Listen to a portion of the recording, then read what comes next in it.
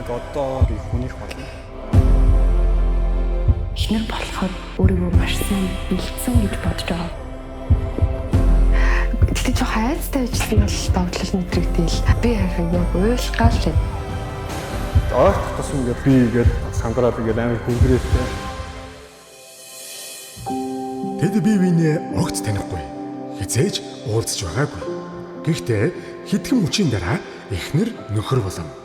Яг одоо сандрал нэг 347 ортой юм да.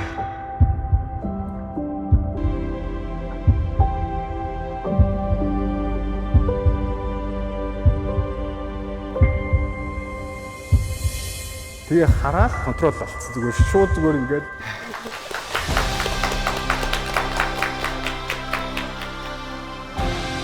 аавын хүү ээж охин амьдралаа холбогддог жамтай.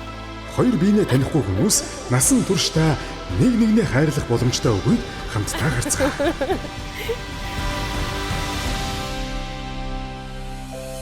Өнөөдөр хүний хүн болсон.